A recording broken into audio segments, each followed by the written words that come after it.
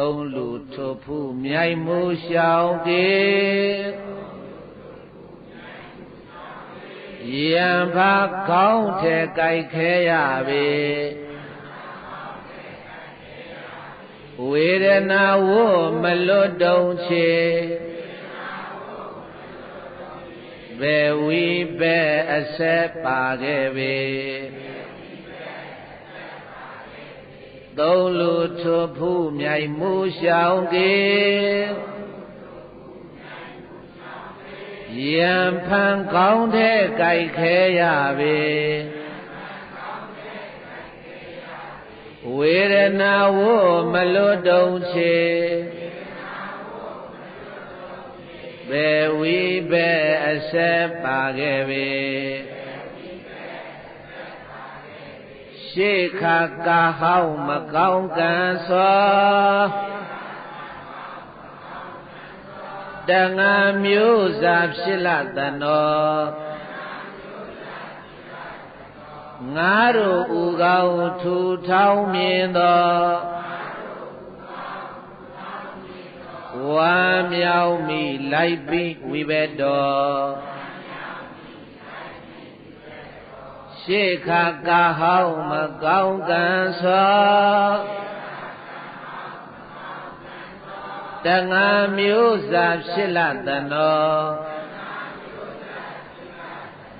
ငါတို့ဥကောင်းထူထောင်းမြင်သောဝါမြောက်မိလိုက်ပြီးဝိဘတ်တော်အဟံကေဝတ္တကာမသမိတ်အဟောကေဝတ္တဒါရကော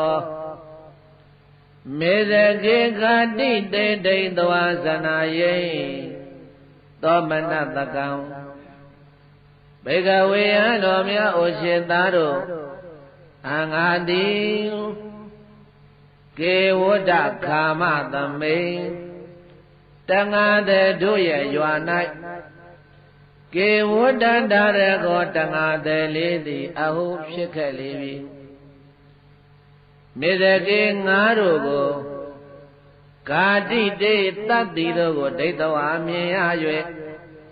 သောမနတံဝါမြောက်ခြင်းကိုဇနာရင်ဖြစ်ခဲ့စေပြီတကားလို့ဘဂဝါဘုန်းတော်၆စုအောက်လံသူဖြစ်တော်မူသောဘုရားရှင်ကိုယ်တော်မြတ်ကအဝေါစာကရုဏာရှင်သာမေတ္တာအားဖြင့်မိန်ကြားတော်မူလိုက်ပါပေသတည်း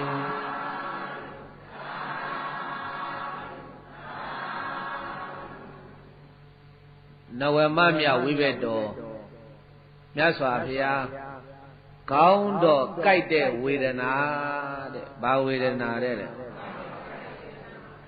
တရားဟောနေတာပလင်ပေါ်မှာ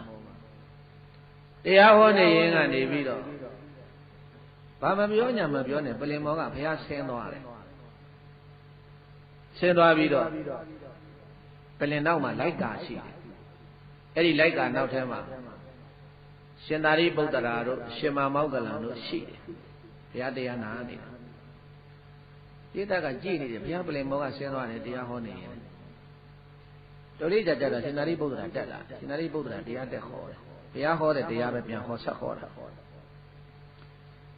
စိတ္တသာရိပုတ္တရာငါဘုရားခေါင်းကိုက်လို့ခဏလေးငါဘုရားတုံးလုံးလဲမယ်မင်းငါဟောတဲ့တရားသွားဆက်ပြီးတော့ဟောအဲ့ဒီလိုဘုန်းကြီးတို့မြတ်စွာဘုရားရှင်ကိုရောမြတ်သည်ဓမ္မပလင်မော်ကခေါင်းတော်ကိုက်လို့တရားဟောနေရင်းနဲ့ဆင်းသွားခဲ့ရတဲ့အကျိန်ပေါင်းမနှဲဘူးတဲ့အေးဘာဖြစ်လို့ဘုရားရှင်ကိုရောမြတ်ဒီခေါင်းပြင်းပြင်းထန်ထန်ကိုက်တဲ့ဝေဒနာခံစားခဲ့ရပါတော့ဆိုရင်အဟံကေဝတ္တကာမသမိတ်အဟံကေဝတ္တကာမသမိတ်အဟောကေဝတ္တဒါရတာဖြစ်သမီးတို့အငါတိကေဝတ္တကာမသမိန်တငါတဲ့တို့ရဲ့ရွာမှာကေဝတ္တဒါရကောတငါတဲ့လေးသည်အဟုံဖြစ်ခဲ့ဘူးလေပြီမေဇကေငါတို့ကိုကာတိတေတတ္တိတို့ကိုဒိဋ္ဌဝါမြင်ရ၍သောမနာတံဝါမြောက်ခြင်းကိုဇနာရင်ဖြစ်စေခဲ့လေပြီ ဘုန်းကြီးတို့ဘုရားလောင်းတော်ကြီးကံမကောင်းအကြောင်းမလားလို့အကုသိုလ်ကံကံသာတာညှို့မိန်လို့အကုသိုလ်ကံကျိုးပေးတဲ့အချိန်မှာ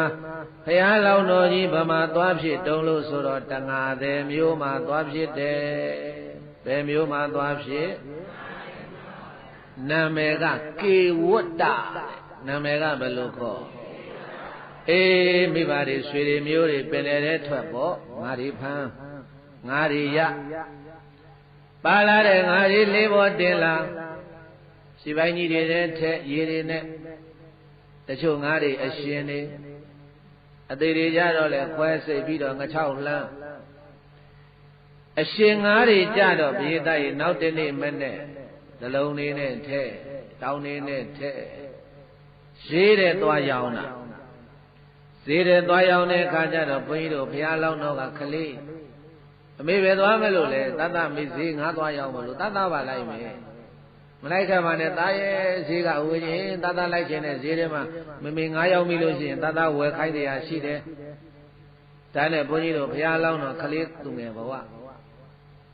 အမေနဲ့တငါသည်အမေငါးယောက်နဲ့နောက်ကိုကလေးလိုက်သွားတာလိုက်သွားတော့ဈေးထဲရောက်တော့ငါးတွေအရှင်တွေပေါ့အမေနာထိုင်ဈေးဝယ်တဲ့လူကလာပြီအမအဲ့ဒီငါးပဲဈေးတော့ပဲဈေးပေါ့အဲ့ဒီငါးတွေချိန်ပေးပါငါးကလည်းအရှင်နေလားအိုးရပါတယ်ကိစ္စမရှိပါဘူးအခုပဲလှုပ်ပေးလိုက်ပါမယ်ဆိုပြီးတော့ဘုန်းကြီးတို့ဘုရားလောင်းတော်ရဲ့အမေကအဲ့ဒီငါဘာမှမပြောနဲ့ပေးတိုက်ပိတ်တလေးနဲ့ထုတာဘာနဲ့ထုတာပိတ်တလေးနဲ့ထုတဲ့အခါကျတော့တစ်ချက်ထုတော့ငါကမသိခုံဆွနဲ့ဟိုပြည့်တီပြည့်လို့ဖြစ်နေအဲ့ဒါကိုဘုန်းကြီးတို့ဘုရားလောင်းတော်ခလေးကအနာကနေပြီးတော့သောမနတန်နဲ့ဝမ်းမြောက်တာဝမ်းသာတာကြည်စားဝမ်းမြောက်ဝမ်းသာနဲ့ဟာထုအမေထုငါဟိုဘက်တော့သားနဲ့အမေထုဗဇက်ကလည်းပြောစိတ်ထဲကလည်းတခါတည်းဝမ်းမြောက်ဝမ်းသာနဲ့ကိုယ်တိုင်ထုတာမဟုတ်ဘူးနော်သူများအမေကငါကိုပိတ်တလေးနဲ့ထုတာဟုတ်အမေငါကြီးဟိုဘက်တော့သားနဲ့အမေလိုက်ထုဆိုပြီးတော့တိုက်တွန်းတာနှိုးဆော်တာဝမ်းမြောက်တာအဲ့ဒီကံဟာဘုန်းကြီးတို့မြေသားရေဘုရားဖြစ်တဲ့အခါကျတော့တေနာကမ္မဝိပါကေနတိတာဒုက္ခအဟုမမသာဝေတက္ကသာဟညိတုယရာဟဏိဝိရတုဘောယရာဟဏိဝိရတုဘောဘေခဝေပဋိတ္တလေးပြာจิตသားจิตသမီးတို့တေနကမ္မဝိပါကေနတန္တရာဝေထိုကဲ့သို့လုတ်ခဲ့တဲ့အကုသိုလ်ကံရဲ့အကျွင်းကြောင့်မမငါဘုရားရှင်ကိုရောမြတ်အားသီသဒုက္ခံကောင်းကြိုက်တဲ့အနာတိအခုဖြစ်ခဲ့လေပြီယရာကျင်ခါ၌ဝိရတုဘောဝိရတုဘာလို့အမည်ရတဲ့ရှင်မယင်ကြီးသည်ဟဏိတတ်ခဲ့လေပြီဒရာထွယ်ခါ၌တပ်ပေလုံးစုံကုန်သောတက္ကာသတာဂိဝင်မင်းတို့ကိုလည်းဟိငိမ့်သူတတ်ခဲ့လေပြီတက္ကာလောဘဂဝါဘုံတော်၆စုအောင်လံထူဖြစ်တော်မူသောဘုရားရှင်ကိုရောမြတ်ကအဝါစာကရုဏာရှိထာမေတ္တာအားဖြင့်မိန်ကြားတော်မူလိုက်ပါပေတည်း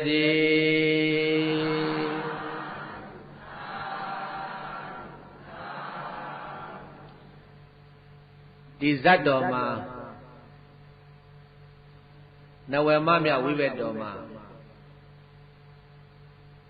နှစ်ခုအရေးတိုင်တစ်ခုကဘုရားရှင်ကိုတော်မြတ်ကိုတော်တိုင်းခေါင်းခဲတဲ့ဝေဒနာခေါင်းကိုက်ဝေဒနာကြီးခံစားရတာကတစ်ခုကဘုရားရဲ့ဆွေတော်မျိုးတော်တွေ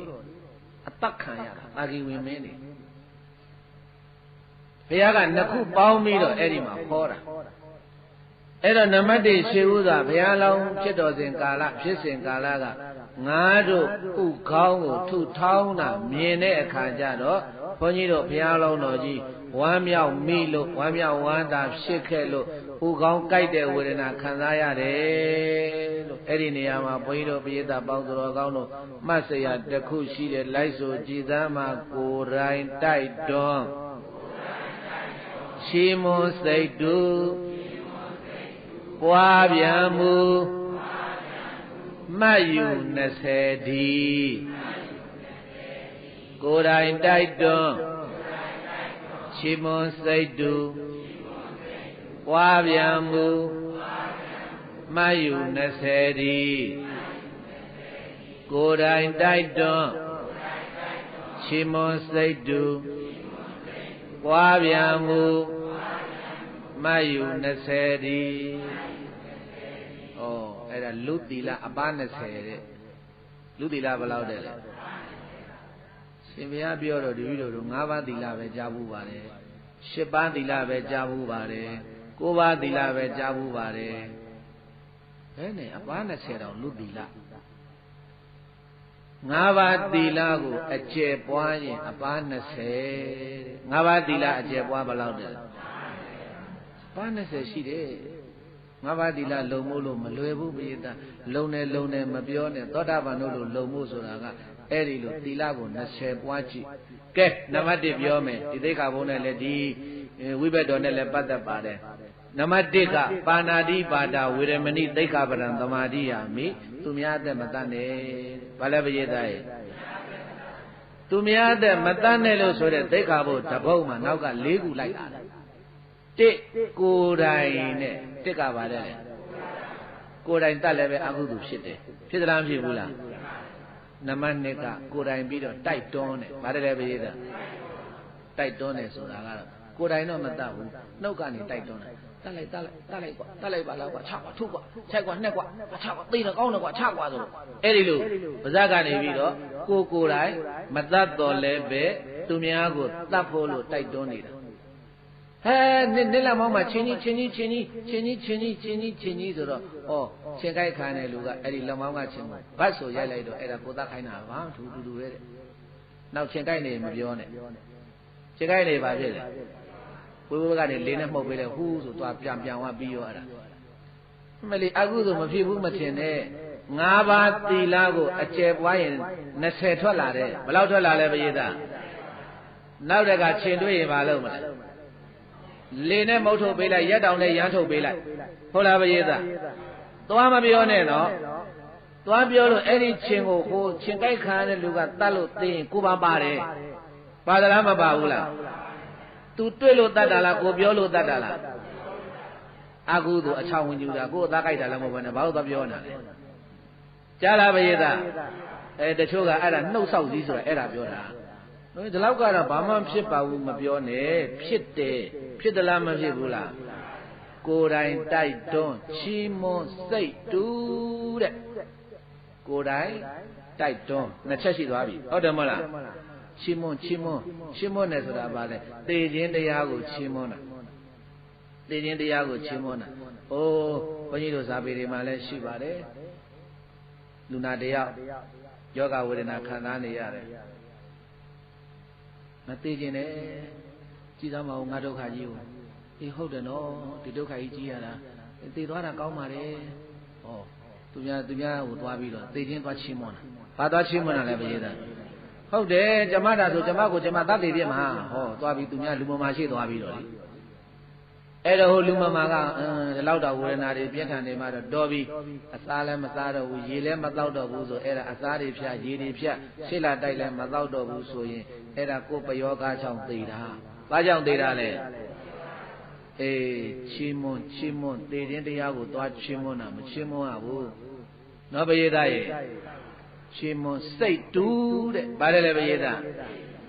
စိတ်တူးတဲ့သူများလှုပ်တဲ့သူများတတ်တဲ့အသက်တတ်တာဆိုလိုက်ကြပါစို့ဘုန်းကြီးပြောမယ်ဟိုဘဲအိမ်ကခွေးကိုယ့်အိမ်မှာခဏလာပြီးတော့တောင်းချမ်းတယ်ဒီခွေးကိုတတ်ချင်နေတာကြားပြီအဲမဲ့လို့အဖွင့်ကမကြုံဘူးမကြုံတဲ့အခါကျတော့နောက်အဲ့ဒီခွေးကိုတတ်တာတွေ့တဲ့အခါကျတော့ဒီဘက်ကနေပြီးတော့ဒီကောင်းတယ်ငါ့အိမ်မှာလာခိုးစားနေတဲ့ခွေးအခုနေသတ်ခံရပြီကောင်းတယ်ဝန်တာတယ်ဟောအဲ့ဒါစိတ်တူတာဘာတူတာလဲပြေးတာ ကိုယ်တိုင်တိုက်တွန်းချီးမွမ်းစိတ်တူပွားပြန်မှု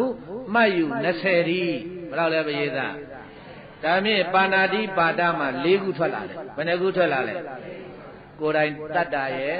တိုက်တွန်းတာရဲ့ချီးမွမ်းတာရဲ့စိတ်တူသဘောတူတာရဲ့ဟုတ်လားပရိသတ်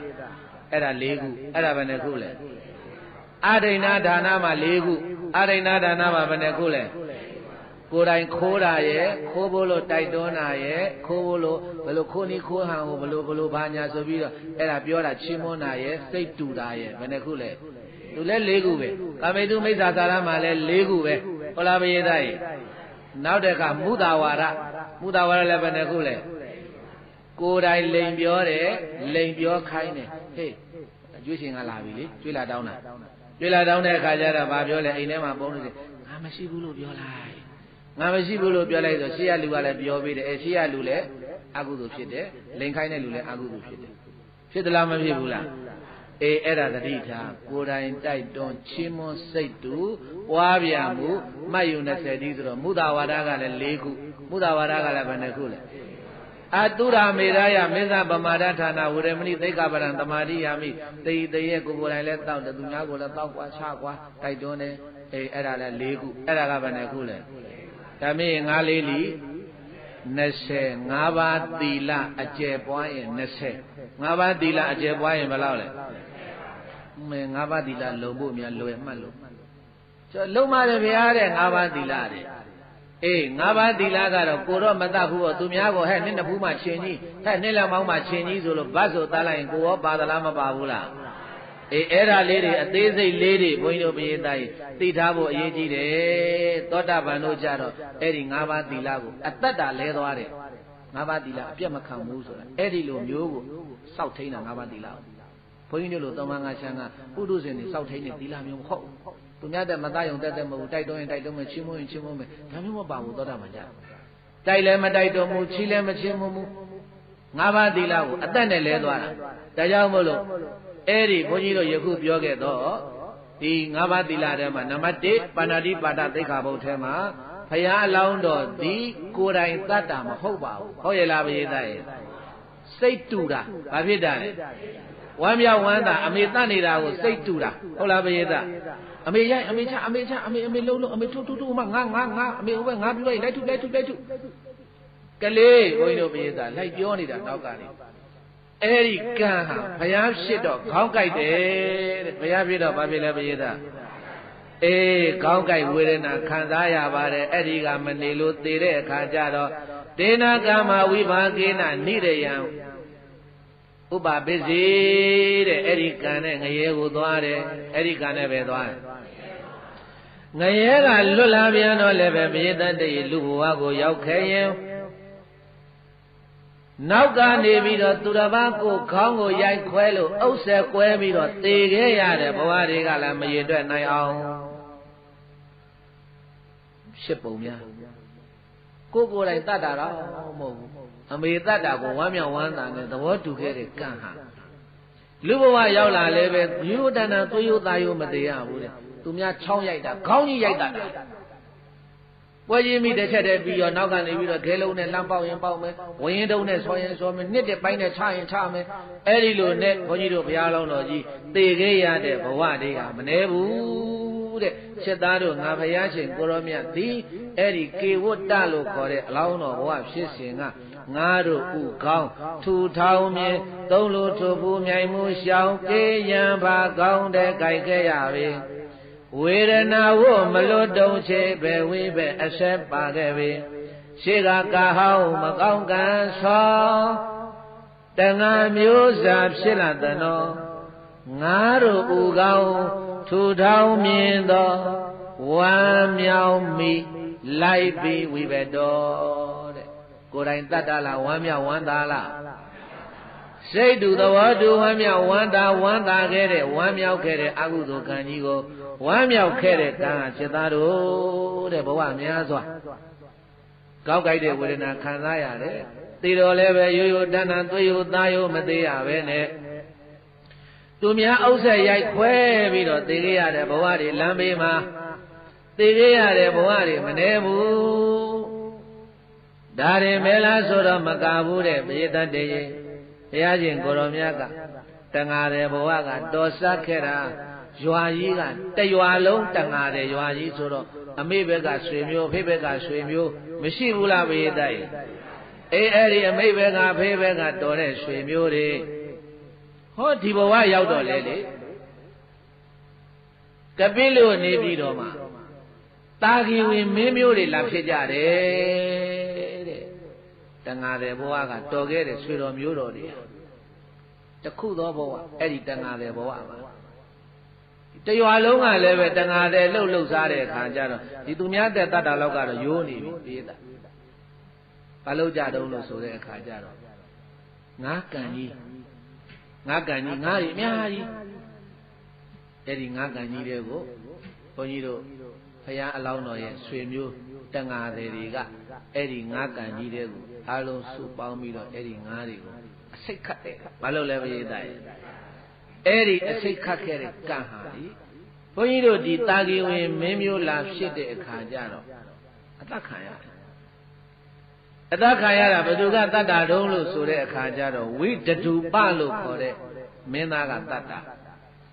အဲ့ဒီဝိတတုပလို့ခေါ်တဲ့မင်းသားကဘု து သားတုံးဆိုတော့ကောသလမင်းကြီးရဲ့သား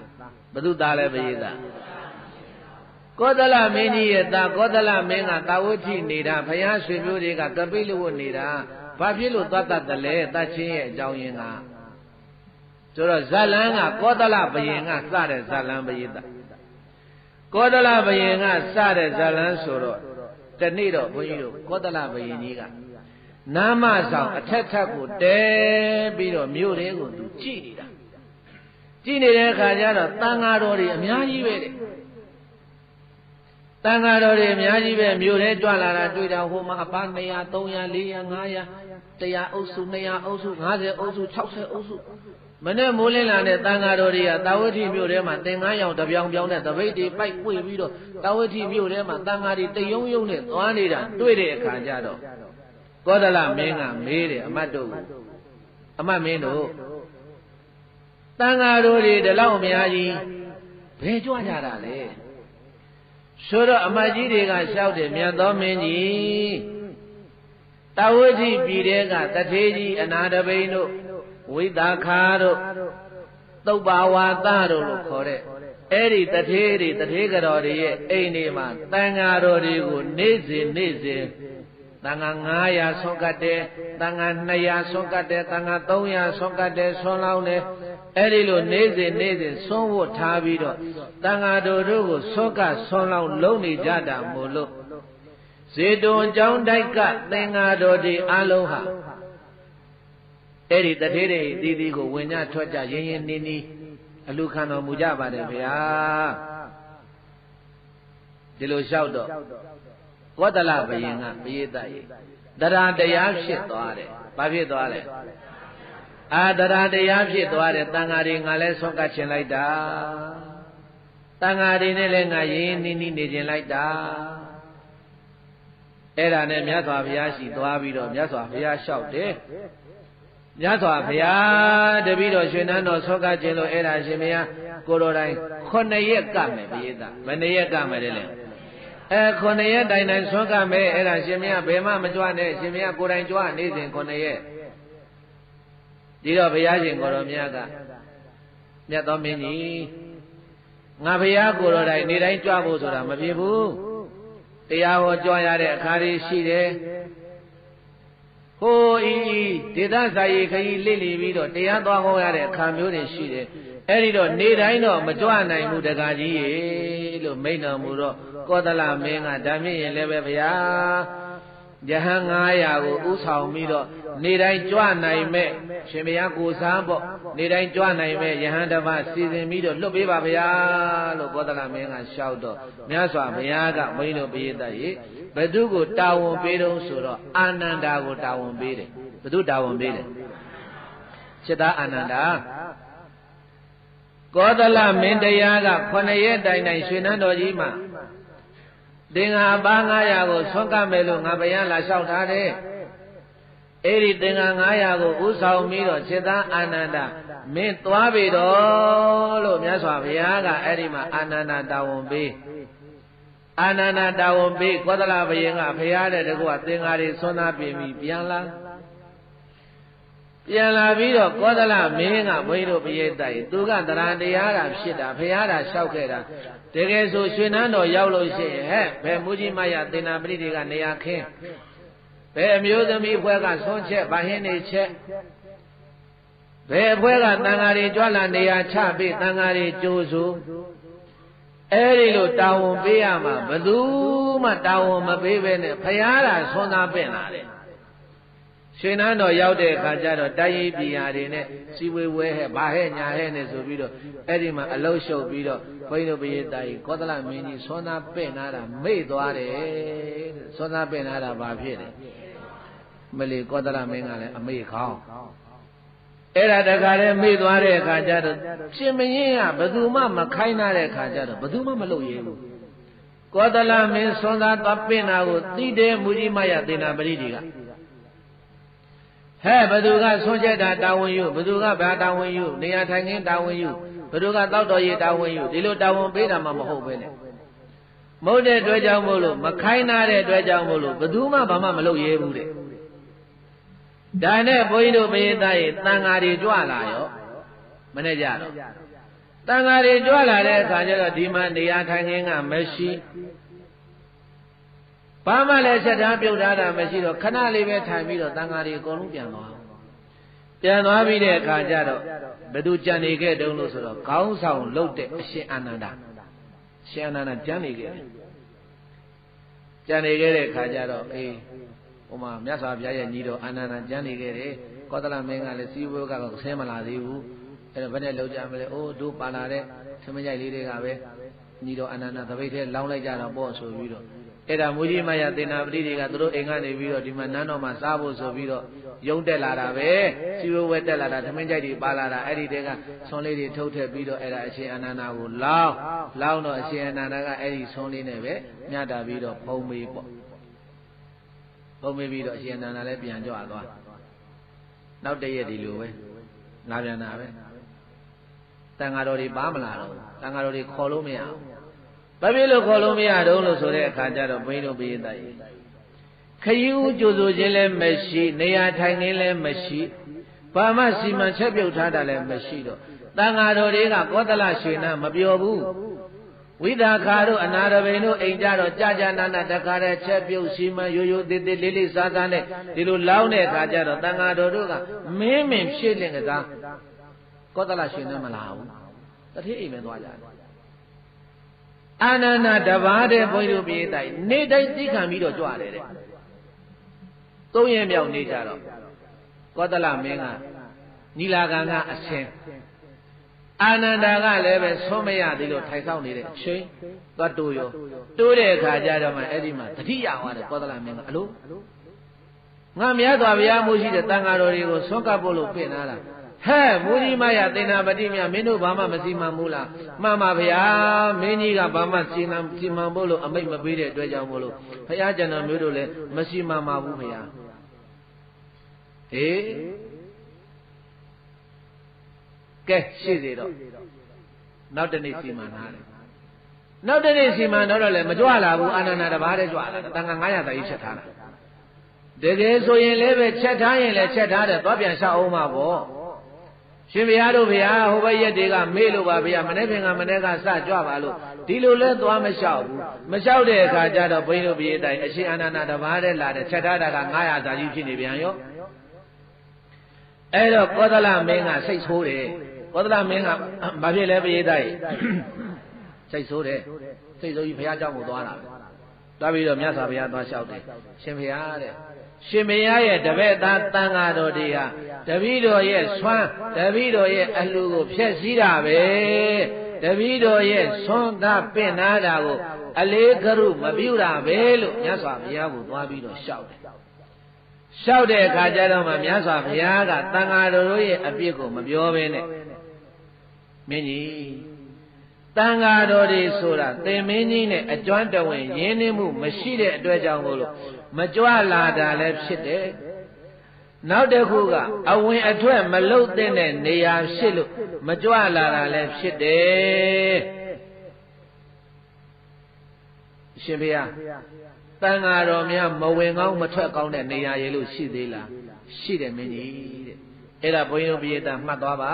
မြတ်စွာဘုရားရှင်ကိုတော်မြတ်ကိုတော်တိုင်မိန့်တော်မူတာတန်ဃာတော်များအဲ့ဒီအိမ်မျိုးအဲ့ဒီနေရာမျိုးကိုမဝင်ဘူးမထွက်ဘူးဝင်ချင်းထွက်ချင်းမလုပ်ဘူးအဲ့ဒီအိမ်မျိုးအဲ့ဒီနေရာမျိုးဒါနဲ့ကောသလမင်းကစိတ်ဝင်စားသွားတယ်ရှင်ဖေတန်ဃာတော်တို့ဟာသုတ်တံမာတော်မှသွားပြီးတော့သုတ်တံတူတင်ဆောက်တည်တယ်လို့တပည့်တော်ကြားဘူးတဲ့အခုတန်ဃာတော်များမဝင်ကောင်းမထွက်ကောင်းတဲ့နေရာဌာနတွေရှိတယ်ဆိုတာတပည့်တော်သိကြပါတယ်မြတ်စွာဘုရားအဲ့ဒါဘယ်လိုနေရာဌာနမျိုးတွေလဲတပည့်တော်ကိုဟောပါဘုရားဆိုတော့မှအဲ့ဒီမှာဘုန်းကြီးတို့ပိဋကကြီးမြတ်စွာဘုရားရှင်ကိုရောမြတ်သည်တန်ဃာတော်များအကျွမ်းတဝင်အရင်တနည်းမဝင်မထွက်မလုတ်တဲ့နေရာဌာန6မျိုးဘယ်နှမျိုးပိဋကနံပါတ်1တဲ့တန်ဃာတော်များအဝင်အထွက်မလုတ်တဲ့အိမ်တို့နေရာတို့ဆိုတာမြတ်မြတ်နိုးနိုးနဲ့မကြိုဆိုတဲ့နေရာနံပါတ်1မြတ်မြတ်နိုးနိုးနဲ့မကြိုဆိုတဲ့နေရာအဲ့ဒီနေရာမျိုးကိုတန်ဃာတော်များဘရောမှအဝင်ထွက်မလုပ်ဘူးဟုတ်တယ်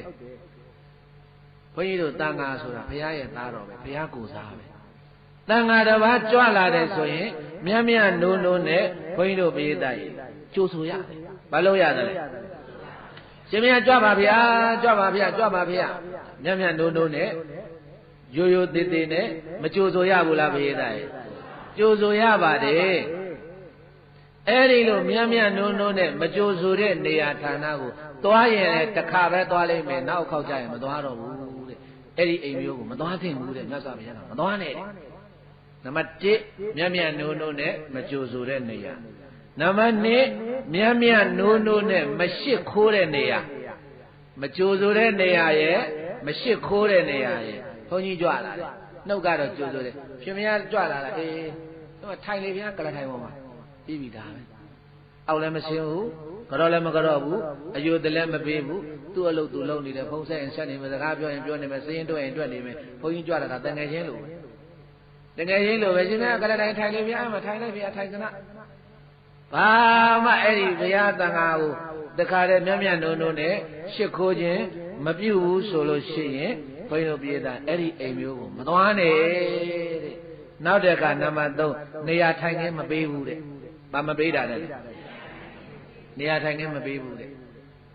ဘုန်းကြီးယဟန်တန်ကကြွလာတယ်ဆိုကိုထိုင်နေထပေးရတယ်ထပြီးတော့ကလထိုင်လေးနဲ့ထိုးပေးရတယ်နေကထိုင်လေးလည်းခင်းပေးရတယ်ဖြာလေးလည်းခင်းပေးရတယ်စောင်းလေးလည်းခင်းပေးရတယ်မြတ်မြတ်နိုးနိုးနဲ့နေရာပေးရတယ်ဘာလို့ ရလဲဘုရားသားရဲ့မြတ်မြတ်နိုးနိုးနဲ့နေရာမပေးအဲ့ဒီအိမ်တစ်ခေါက်ပဲနောက်ခေါက်ကြမသွားတော့ဘူးတဲ့အဲ့နေရာမျိုးကတန်ဃာတော်များအဝင်အထွက်မလုတ်သင့်သောအိမ်နဲ့မြတ်စွာဘုရားကဘယ်နှချက်ရှိသွားပြီလဲ3ချက်ရှိသွားပြီနောက်တကနံပါတ်4ထင်ရှားရှိသောလှူဝယ်ဝတ္ထုကိုဖွက်ထားခြင်းတဲ့ထင်ရှားရှိသောလှူဝယ်ဝတ္ထုကိုဖွက်ထားတယ်တဲ့အဲ့ဒီဘုန်းကြီးမြန်မာကြောက်လို့ဆိုလိုက်ကြပါစို့ဘုန်းကြီးကြွလာဟိုကပတ်စံရည်နေတယ်ပတ်စံရည်နေတယ်ဘုန်းကြီးကြွလာဘုန်းကြီးကြွလာဘုန်းကြီးကြွလာသွားသိကမန်းကနဲ့တခါတည်းပတ်စံရည်တဲ့တန်းလန်းကအတင်းအိတ်ထဲထိုးထည့်ပြီးတော့အခန်းနဲ့သွားသိခိုင်းတယ်အဲ့ဒါဖွက်တာအဲ့ဒါဘာလို့တာလဲဘုရားသားအလူခံမှကြောက်လို့ဘာဖြစ်မှကြောက်လို့လဲအဲ့ဒီအိမ်မျိုးဘယ်တော့မှမသွားနဲ့တဲ့မြတ်စွာဘုရားကထင်ရှားရှိတဲ့ဝတ္ထုပစ္စည်းလူရန်ဝတ္ထုပစ္စည်းကိုဖွက်တယ်အဲ့ဒီအိမ်မျိုးကိုမသွားနဲ့ဘယ်နှချက်ရှိပြီလဲကဲနောက်တစ်ခါနံပါတ်5ရှိတဲ့ပစ္စည်းကိုနည်းနည်းပဲပေးလူတယ်တဲ့ရှိတဲ့ပစ္စည်းကိုဗါတဲ့နည်းနည်းပဲပေးလူတယ်တဲ့ကြွတော့လာတယ်ကြွတော့ကြလာတယ်ဘုန်းကြီးတို့ပြည်သားကြွလာတဲ့အခါကျတော့ကဲဆွမ်းကချိန်ကြီးဆိုလိုက်ကြပါလို့ဘုန်းကြီးရဟန်းတန်ကကြွလာတော့ဆွမ်းကချိန်ကြွလာတဲ့အခါကျတော့ချက်ထားတာဟင်းက3မျိုးချက်ထားတယ်ဘယ်နှမျိုးချက်ထားလဲဝတ်သားဟင်းရဲ့ကြက်သားဟင်းရဲ့ချမောင်ရဲ့ကြော်ရဲ့ဘယ်နှမျိုးချက်ထားလဲ3မျိုးချက်ထားတယ်3မျိုးချက်ထားတဲ့အခါကျတော့ဒီကဲဆိုရင်ကိုယဟန်တန်ကတခါတလေကြွလာတာ4မျိုး5မျိုး6မျိုးလောက်ကိုကတ်တင်တာပေါ့ဟုတ်တယ်မဟုတ်လားဒါပေမဲ့လည်းမိဖို့တဲ့ဝင်သွားတယ်ကြောင်ရင်ဖွင့်ကြည့်တဲ့အခါကျတော့ ဝတ်သားကကလေးပြန်လာစားဖို့လို့ချက်သားကဘသူ့အတွက်ချမောင်ရဲကျော်ကကြော်ရင်လွယ်တယ်အခုထကြော်ခုရတယ်ဘုန်းကြီးချမောင်ရဲကျော်ပဲကတ်တာကောင်းတယ်အဲ့ဒါချမောင်ရဲကျော်လေးရှင်ဗျာဈေးလည်းမသွားသေးဘူးဒီမှာဘာမှလည်းမရှိဘူးဗျာချမောင်ရဲကျော်ပဲရှိတယ်ဗျာဘုန်းကြီးကတော့ဘာပြောမှလဲသူမိဘုံကြောင့်လည်းဝင်ကြည့်တာမှတ်လို့ချမောင်ရဲကျော်ပဲရှိတယ်ရပါတယ်ကွာကြီးရှိတာနဲ့ပဲကတ်ဖို့ဆိုတော့ဟောချမောင်ရဲကျော်လေးနဲ့ငပြည့်လေးနဲ့ညင်းနီးတို့စရာလေးနဲ့ကတ်လို့ပေးလိုက်တာအဲ့ဒီအိမ်မျိုးတစ်ခါပဲသွားတယ်အဲ့ဒီအိမ်မျိုးနောက်ခောက်ကြရင်မသွားနဲ့တဲ့အဲ့ဒါအဝင်အထွက်အကျွမ်းတဝင်အရင်นี่မလုံးသင့်တော့အိမ်တဲ့ဘုရားကိုတော်တိုင်ကောသလကိုဟောနေတာဘယ်သူကိုဟောနေတာအဲ့ဒီတော့ဘုန်းကြီးဟန်တန်ကကြွလာမြတ်နိုးနဲ့ခေါ်လာပရိသတ်ရေနေတိုင်းလာတယ်လည်းမဟုတ်လာတိုင်းလာတယ်လည်းမဟုတ်တခါတည်းကြွလာတဲ့ခရီးကြုံလို့ဝင်လာတာမျိုးတို့အဲ့ဒါအာဂန္တုဖြစ်နဲ့ရောက်လာတာမျိုးဆိုရင်မြတ်နိုးနဲ့ကြိုးစိုးပါမြတ်နိုးနဲ့ရှိခိုးပါမြတ်နိုးနဲ့နေရာခင်းပါသင်ရှားရှိတဲ့ဝတ္ထုပစ္စည်းတွေလည်းဖွက်မထားပါနဲ့ဘာဖြစ်လဲပြောင်းပေါ့ဟုတ်လားပရိသတ်ရေရှိတဲ့ပစ္စည်းကိုနည်းနည်းပဲပေးလှူတဲ့အိမ်မျိုးကိုလည်းမသွားနဲ့နောက်တကနံပါတ်6အကောင်းနေရှိပါလေအညံ့ကိုသာပေးလှူတဲ့အိမ်တဲ့အကောင်းနေရှိပါလေအညံ့ကိုသာပေးလှူတဲ့အိမ်မျိုးကိုအဝင်ထွက်မလုံးနဲ့တဲ့မြတ်စွာဘုရားကဒါဘုန်းကြီးတို့ပိဋကသဘောပေါက်တယ်ဟုတ်လားပိဋကကြီးနောက်တကနံပါတ်9မယုံမသေးပေးလှူတဲ့အိမ်မျိုးတဲ့ဗါတယ်လေပိဋကမယုံမသေးပေးလှူတဲ့အိမ်မျိုးတဲ့ဘုန်းကြီးရဟန္တာကကြွလာဒူးလေးတုပ်လို့လက်နှစ်ဖက်နဲ့သေချာရိုးသေးသေးကပ်ပေါ့အဲ့လိုမဟုတ်ဘူးတကယ်ချင်းပေးတယ်လို့ပြစ်ပေးတာမျိုးဒီလိုမယုံမသိမလုပ်ရမယုံမသိပေးလို့တဲ့အိမ်မျိုးကိုလည်းဘုရားကမချစ်ကနေနောက်တကနာမ8ဆွန့်ကပ်ပြီးတော့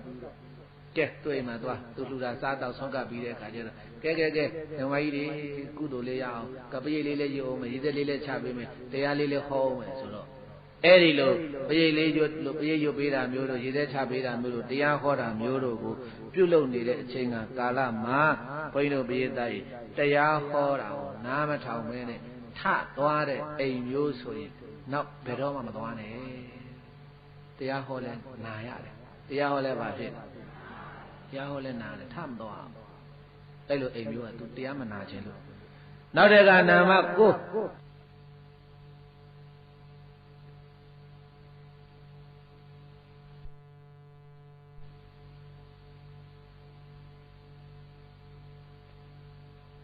ဒါအဲ့ဒါမြတ်စွာဘုရားကကောသလမင်းကိုဟောနေတာတခါကြီးခရီးဥကြိုတဲ့ကရိုးသေးသေးကြိုရတယ်ဗျာခင်ဗျားရိုးသေးမှမကြိုပဲနေတယ်မြတ်နိုးနဲ့တရားထိုင်ခင်းပေးရတယ်မြတ်နိုးနဲ့လှူရတယ်သင်ရှားရှိတဲ့ဝတ္ထုကိုဖွက်မထားရဘူးတရားဟောတဲ့အခါမှာလည်းရိုးသေးသေးနဲ့နာရတယ်တချို့ကပြောသေးတယ်တရားဟောကနေကြရင်ဘုန်းကြီးတို့ခဏခဏကြုံတယ်ရှင်မယားတော့တရားဟောတာရေးမကြည့်ဘူးဟင်းဆိုချိုမှတရားဆိုတိုမှတချို့ကလူပြောတယ်တရားတူတူနာခြင်းတယ်တချို့ကြတော့ဟောပါဗျာဟောပါဗျာတူတော့မတူဘူးပေါ့သလားတရားချင်းဝိနည်းရဲ့အစ္ဆာတရားသူ့ရဲ့နှလုံးခံယူချက်ချင်းမတူဘူးအေးအဲ့တော့ဘိန်းတို့ပိသာကောသလမင်းကအဲ့ဒီလိုမြတ်စွာဘုရားကိုရှောက်တော့မြတ်စွာဘုရားကအဲ့ဒီမချစ်ကတဲ့သောအိမ်9မျိုးအဲ့ဒါကိုဘုရားရှင်ကိုရောမြတ်ဟောတဲ့အခါကျတော့နောက်ဆုံးတော့မြတ်စွာဘုရားကမင်းကြီးရဲ့တဲ့တန်ဃာတော်တွေနဲ့ယင်းဤကျွမ်းဝင်ခင်မင်ရတာဟာကောင်းပါလေ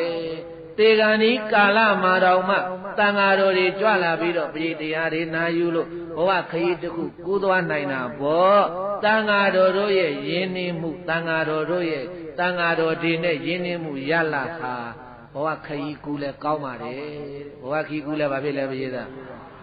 ကောင်းတာပေါ့တန်ဃာတော်တွေနဲ့ရင်းနေတော့အကြောင်းရှိလို့ရှိရင်ဟဲ့ဘုန်းကြီးတပ်ပင်းအောင်သွားအိမ်မှာရေထဲချအောင်မယ်ငါပြေးနေပြန်တရားနာအောင်မယ်လို့တပ်ပင်းဆိုတော့ဘဝကူးမဲ့အချိန်အသေးကံဤအသက်ထွက်တဲ့အချိန်မှာတော့မှတန်ဃာတော်တွေကကြွလာပြီးတော့ပရိတ်တွေရွတ်မယ်တရားတွေဟောမယ်ဆိုအဲ့ဒီရွတ်တဲ့ပရိတ်အဲ့ဒီဟောတဲ့တရားတွေနာကြားပြီးတော့ဝိညာဉ်ချုပ်သွားရင်သူဂတိဘုံကိုရောက်နိုင်လားမရောက်နိုင်ဘူးလားဒါကြောင့်မြတ်စွာဘုရားကမင်းကြီးရဲ့တန်ဃာတော်တွေနဲ့ယင်းဤကျွမ်းဝင်ရတာတေဂန်ဤအချိန်မှာတော့မှတန်ဃာတော်တွေကြွလာပြီးတော့အဲ့ဒီလိုအားကိုးရပါတယ်ဒါကြောင့်မင်းကြီးတန်ဃာတော်တွေနဲ့ယင်းဤအောင်နေပါရိုးသေးသေးလုပ်ပါဘုရားကဒါဟောတာဆိုတော့ကောသလမင်းကစဉ်းစားတယ်ငါဘုရားရဲ့တန်ဃာတော်တွေနဲ့ယင်းဤအောင်ဘယ်လိုလုပ်ရမလဲဘယ်လိုလုပ်ရမလဲဆိုရင်မြတ်စွာဘုရားကပြောပြီးပြီ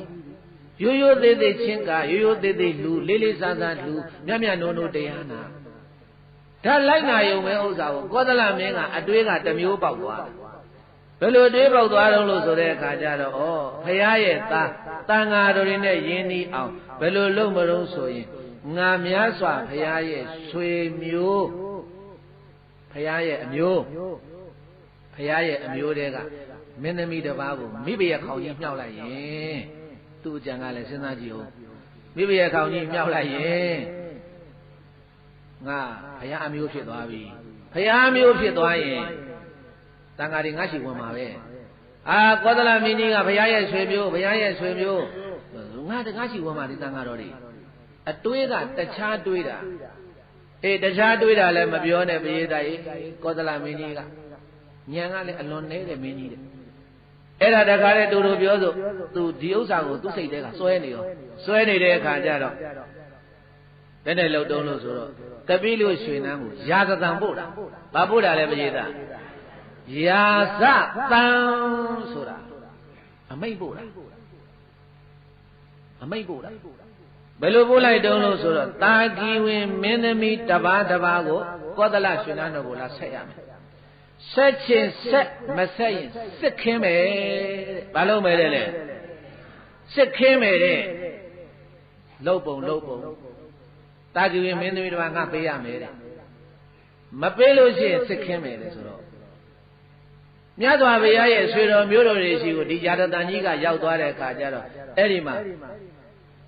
ကပိလို့ရွှေနန်းမှာရှင်မင်းလုံနေတာကမဟာနာမင်းကြီးဗာမင်းကြီးတဲ့ပရိသတ်သုတ္တရဏမင်းကြီးနတ်ရွာဆန်းနန္ဒမင်းသားကိုနန်းအပ်မယ်ဆိုတော့လေနန္ဒမင်းသားကယဟန်ပြုသွားတယ်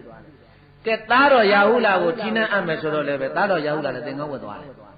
ဆိုတော့ဖရာရဲ့ဆွေရင်းမျိုးရင်းတွေကကြီးနှံဆက်ခံမဲ့လူတယောက်မှမရှိဘူးဆိုတော့အဲ့ဒီမှာမြတ်စွာဘုရားနဲ့ဝမ်းကွယ်ဦးလေးတော်တဲ့မဟာနာမင်းကြီးကတပိလို့ရွှေနန်းကိုအုပ်ချုပ်နေတယ်သူကအုပ်ချုပ်နေတဲ့အခါကျတော့မဟာနာမင်းကြီးကအဲ့ဒီမှာစီဝေးဝဲခေါ်တာတာကီဝင်မင်းတွေကိုဟေ့တို့ဘယ်လိုလုပ်ကြမလဲကောသလဘယင်ကတော့တို့ရှိကိုရာဇသံပို့ပြီတာကီဝင်မင်းသမီးတစ်ပါးတို့ရှိပို့ရသူရှိပို့ရမယ်တဲ့အဲ့ဒါဘယ်နဲ့လုပ်ကြမလဲတို့ကလည်းပဲတခြားလူမျိုးတခြားသွေးနှောတာတို့ကမကြိုက်ဘူးမြတ်စွာဘုရားနဲ့ရသောတရားကိုပဲကြည့်မောင်နှမတဝင်းဝဲပြန်ပေးသားတာဇနဗရကလျာဏီနဲ့နန္ဒမင်းသားကိုကြည့်မောင်နှမအရင်ပြန်ပေးသားမဲ့နေ့မှာမြတ်စွာဘုရားကြွသွားပြီးတော့နန္ဒမင်းသားခေါ်သွားတာမြတ်အိုမပြပြီးတော့နတ်သမီးပြပြီးတော့ဘုရားချုပ်ခဲ့တယ်တာကီဝင်မင်းတွေကလည်းဇက်ကြီးပုံကအဲ့ဒီလောက်ထိကြီးတာသူတို့အမျိုးတခြားလူလာရောလို့မရဘူးကဲအဲ့ဒါဆိုတို့စစ်တိုက်မလားဟာတို့က၅ပါးသီလကိုအသက်ထက်မြတ်လို့တယ်တာကီဝင်မင်းတွေကဘုန်းကြီးတို့ပြည်သားစစ်ပညာထဲမှာ၄ပညာအတတ်ဆုံးတယ်ဘာပညာအတတ်ဆုံးပဲလဲဒါကြောင့်ဘုန်းကြီးတို့ဘုရားလောင်းတော့၄တော်တင်ကန်းကြားဘူးတယ်မို့လားဘုရားသားကြီးအဲ့ဒါမှတ်ထားတာကီဝင်မင်းတွေက၄အတတ်သိကျွမ်းကျင်တာပဲလေးအတတ်နဲ့တစ်ဖက်ကတတ်တဲ့တာကီဝင်မင်းတွေကကောသလစစ်တပ်လောက်ကတော့မကြောက်ဘူးဘုရားတိုက်တိုက်နိုင်တယ်ဒါပေမဲ့လို့မြတ်စွာဘုရားရဲ့တရားကိုနာပြီးတော့တက်ကြပုဒ္ဒတာကီဝင်မင်းတွေဟာသူများအသက်ဘယ်တော့မှမတတ်တော့ဘူးအဲ့တော့ဘယ်နဲ့လုပ်ကြမလဲတို့သီလကိုအသက်ထက်မြတ်လို့တာတို့ကစစ်ခင်းရင်လည်းပဲတို့ပါဏာတိပါဒကံကြီးထိုက်လိမ့်မယ်စစ်မခင်းမြရင်လည်းပဲတို့ဆွေမျိုးတွေကပေးလိုက်ရလို့ရှိရင်လေတို့အမျိုးဟာတော့ပြင်သွေးနှောပြီသွေးရောပြီကဲဘယ်နဲ့လုံးကြမလို့ဆိုတော့အဲ့ဒီမှာတခါတော့ဘုန်းကြီးတို့ပြည်သားတူတူပြောဆိုတိုင်မရင်ကနေပြီးတော့မဟာနာမင်းကြီးကအဲ့ဒီတော့မှသူ့အကြောင်းသူပေါ်ပြတာဟေးခုမှငါအုံနောက်ထဲအတွေ့တစ်ခုရောက်လာတယ်မင်းတို့စိတ်မပူနဲ့ငါနန်းတော်မှာခိုင်းနေတဲ့ကြွန်မနဲ့ငါနဲ့လွန်လွန်ကျူးကျူးဖြစ်ပြီးတော့မွေးထားတဲ့မိန်းကလေးတယောက်ရှိတယ်ဝါသဘခတ္တိယတဲ့ဘယ်သူတဲ့လဲပရိသတ်မင်းသမီးလေးတစ်ပါးရှိတယ်ကွသူ့ကိုတို့ပေးလိုက်မယ်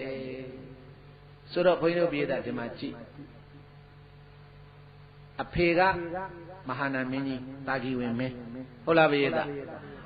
အမေကကျွန်မအမေကဘာလဲပရိသတ်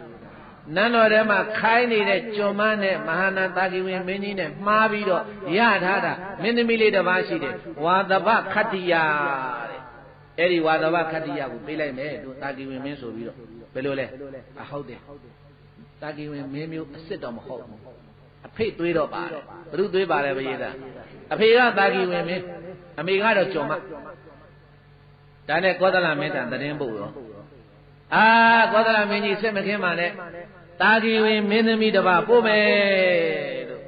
So there, Kajarama, Minka Menane, Lajume, Godala Mena. Family, Minka Menane, Lajume, Godala Mena. A maid of Billy Day. Tagiwin Mini and Yamiari. Madame Yanteta Boguri, Naga Nyanere, Nanya Kayame. Nanya Kayame, at a Dilolo. Mujimaya did not be Malay. Eri Nago Satame, Mendamine, Mahana Menine, Puedo, Atudu, Tawainema, Tamentudu, Sabizi, Sama Kola. Guy, I will be the Adibiana Shenaro, Guadalamina Lobi. Jomaye, Tamine, Tagiwin, Mendamine, Jomaye, Tamia, Muede, Wadava, Katia, Yame, Bibiane, Mahana Menine, Tawaine, Puedo to Butayame. Erido, Puedo, Tenere, Chijama, Puedo, Tema Kola, Matene, Era, Nagunyara. The Lolo be like the Tigani Yauba, the rainbow of Mana Minu. Maybe I saw you in a sit that in a chigu in a yin yet had in a cana nego la Joda, Eddie Wadabakatia, Menemu. La Jode Kajara, Mana Mini was shouted, Yadomini. Godala Mini Yadadan Babade, Biovaro. Shemeni, a dudu, Yaku Wadava Kadia, Menemine, a dudu, Puedo, Timada, Colagavalo, Meshi Badevia, Quado Javi, Guy, Meno Biore, Shisiame, Sobido, Mana Meniga, a sound Yawa. Meno Balade, Mibia was at the guy Singua. Sobido Edima Wadava Kadia, Menemigo, Mibia Sayoni, Senedoma, Mana Meniga. Chinano, sound up young and Ravido. Muji Mayadi, take Corbido, time like it. Hey, the Lolo Godala Menga, may to be better than Mabiome. Nado, Puedo Temelo, tiny etche. So like Javado, Naga Temelogo, you need etche. Wadava Kadia, Menemiga, Temelogo, you will sunny etche. Meno Nachi, Lage. Nangan Yaga, a ye Tantamando Jimia Yauli Varevaya Lobo, Mohu Mama. Era Menine Dwello, Ekandama, Amiano Java Yalo Meno, Ovido, Nalape, Natala Lame. Payamale, Quadalanya Lauga, Wino Biedai, Mahana Tagi Meniga, Tudo de Yanteta. Mama Fias, Tema Time Miro, Neo, Turu Biozo, Wadava Kadia, Menemi Memo than Ava Saint, Shelo Pide Kajada, maybe I saw on the same, Pide Kajada, Edima, Tamewani, Shulemani Nete, Kare Jajana Bueroti, or Mujimaya, the Nabidi Galatini, Duru Samala, Masavula, Digane Kilos, or no video, the Yabi Manania, or Pialo Yara Homa. Besimla Horoma, the Love, you were Chiara. Tire Kajada, Wadava Kadia, Menemiga, Puerto Demelo. Solo the low you Mahana Miniga leve Puerto de Meloso, solo the low night. Eri Tema, Amajini Yoga, Pila Vida, Mamma Miato Mini Baya, Nanganyaga, the Tamanomia Yauni, Vade, Ekandoma, Yiji, Vade, the Wonomiala, Baba, Devia, Kitakana, Juada, Muvavia, so Vido, Mana Miniga, let's see Vido Town. Eh, Sunday, Madavakadia, Minimi, Sunday, who are many to Jaka was Sunday. Jana, oh, I don't know the child, you have been a baby, I can think or be your video. Eh, Kajaroma, Kaitazo, say Kayavi, Tataki women, me as if Erazo. Get Erazo, Kodajazo, so be the point of it, Era Taochi Kodoa. Taochi Kodoa, Kajaro, who out of Kodala Bayana. You want the what Kadia, Menemigo, maybe a county meow dead. Maybe a county meow with a two say them and one night it was Napayana, Mu, Dorian, Naga Payamu, to go you later. အဲ့ဒီလိုနဲ့ဘုန်းကြီးတို့ပိယသားရဲ့အဲ့ဒီမိဘရဲ့ခေါင်းကြီးဝါသဗခတ္တိယကနေပြီးတော့ကောသလမင်းကြီးနဲ့အကြောင်းပါလို့သားတော်လေးတစ်ပါးဖွားတယ်သားတော်လေးတစ်ပါးဖွားတဲ့အခါကျတော့ကပိလုကိုသတင်းပို့ရောကဲမူကြီးမရသေနာပတိတွေကဟဲ့အမကြီးတယောက်သွားသားမကြီးတယောက်သွားသားမဟာနာမင်းကြီးကိုသတင်းသွားဖို့ကောသလမင်းကဒီမှာသူတို့ရဲ့တာဂိဝင်မင်းသမီးလေးဝါသဗခတ္တိယကနေပြီးတော့ငါကောသလမင်းနဲ့အကြောင်းပါလို့သားတော်တစ်ပါးဖွားတဲ့သွားလျှောက်ချေဆိုပြီးတော့အဲ့ဒါမင်းချင်းယောက်ျားတစ်ယောက်ကိုလွတ်လိုက်တာပရိသတ်ရဲ့သားတော်လေးဘယ်လိုနာမည်ပေးမလဲသွားသူ့ဟိုးရှိနာမည်သွားတောင်းဆိုပြီးတော့လွတ်လိုက်တာဟိုရောက်တဲ့အခါကျတော့အကျိုးအကြောင်းကိုနားထောင်ပြီးတော့မဟာနာမင်းကြီးကဝါသဗခတ္တိယမင်းသမီးလေးဟာသားမဖွားခင်တုန်းကတော့မှ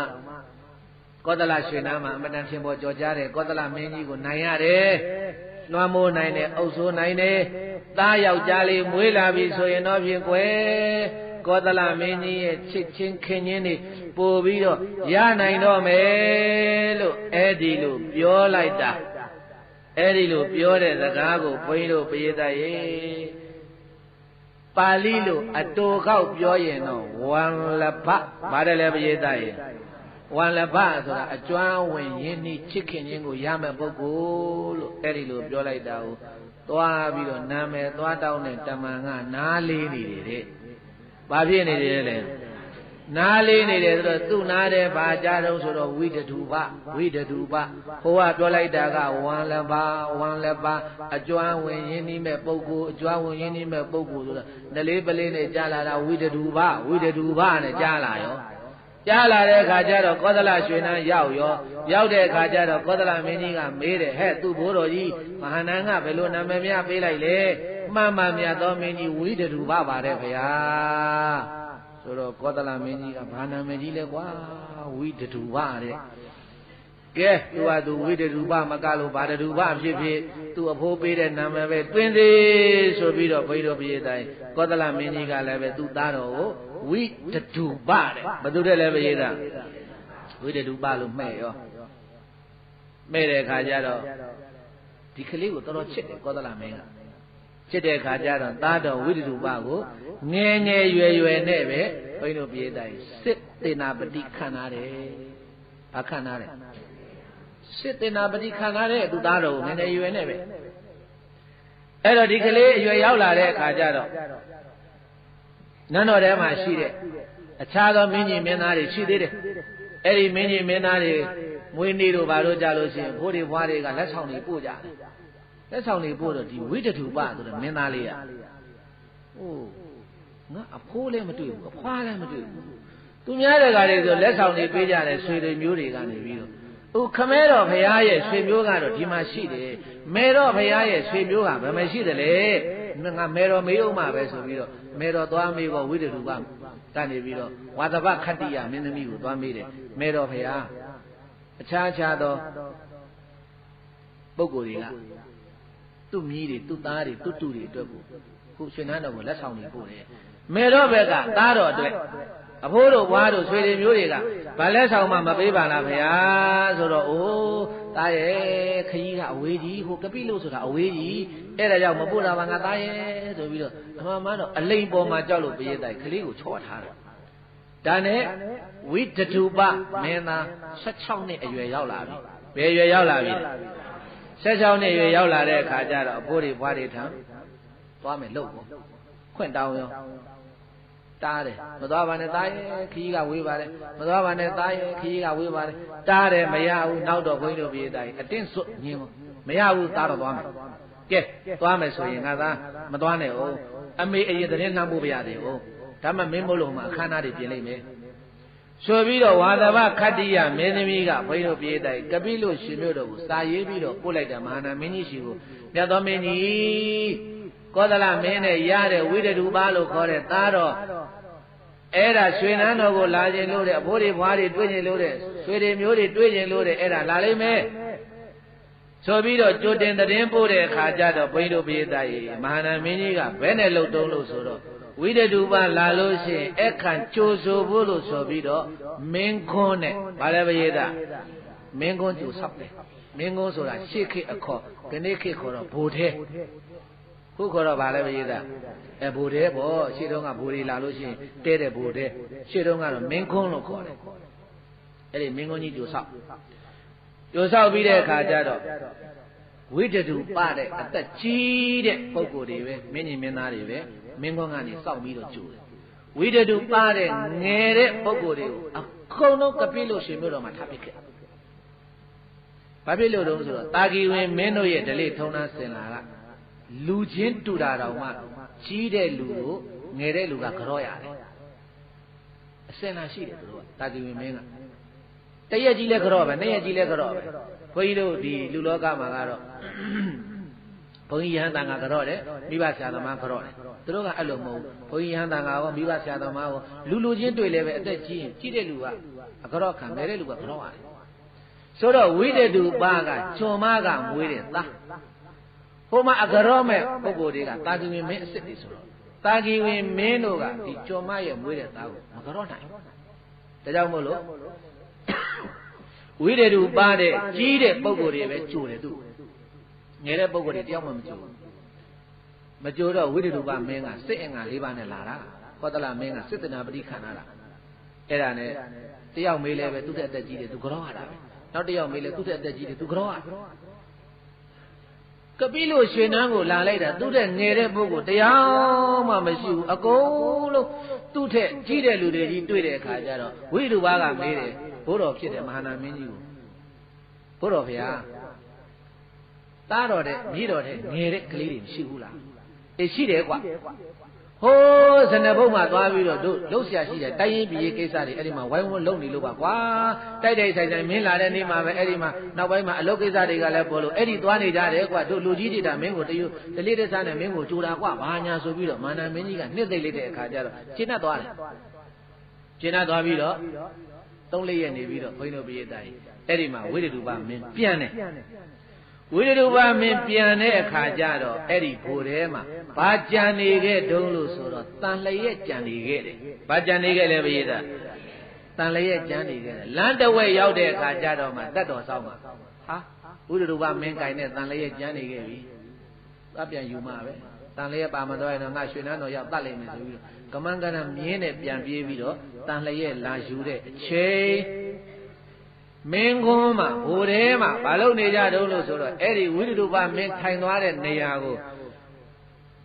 ကျွန်မရဲ့သားနေသွားခဲ့တဲ့နေရာမို့လို့မတန့်ဘူးဆိုပြီးတော့နွားနို့နဲ့နသားရည်တွေနဲ့အဲ့ဒီနေရာကိုကျွန်မတွေကိုဆေးခိုင်းတယ်ဆေးခိုင်းတဲ့အခါကျတော့ကျွန်မတွေကဆေးကောင်းကောင်းမဆေးဘူးဗဇက်ကပတ်တိလုပ်ပြီးဆေးတာအလုံးမရှိအလုံးရှာတို့တိုင်းပြည်ကိုလာတယ်ကျွန်မရဲ့သားကရွှေနန်းတော်လာပြီးတော့လာထိုင်သွားတော့ဒီနေရာငါတို့ကအခုဆေးရပြီပေါ့ဆိုပြီးတော့နွားနို့တွေလောင်းလိုက်နသားရည်တွေလောင်းလိုက်ပတ်စီနဲ့ပြောနေတာဟောတကားဝမှာဝိတ္တုပမင်းရဲ့တန်လျက်ကြံလို့လာယူတဲ့တတ်တော်ဆောက်ကကြားသွားတယ်ဟာဝိတ္တုပမင်းဟာကျွန်မရဲ့သားလို့ပြောတယ်ဝါသဝခတ္တိယဟာတာဂီဝင်မင်းသမီးမဟုတ်ဘူးတဲ့ညာပြီးတော့ပေးလိုက်တာကောသလမင်းကြီးကိုတဲ့အဲ့ဒီတော့မှအလိန်ကပေါ်တာပဲသာအလိန်ကပေါ်တဲ့အခါကျတော့ရောက်လဲရောက်တော့ဝိတ္တုပကိုတန်းပြောတာမင်းကြီး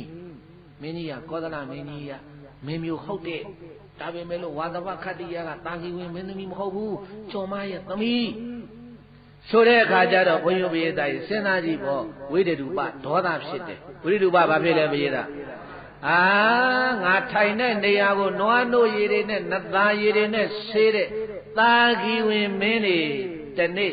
တင်တို့လေချောင်းသွေးနဲ့ငါထိုင်တဲ့နေရာအဲ့ဒီမင်းကုန်းကိုငါပြန်ဆေးပြမယ်အဲ့ဒီမှာရန်ညိုးဖွဲ့တာအဲ့မှာဘာလို့တာလဲဘုရား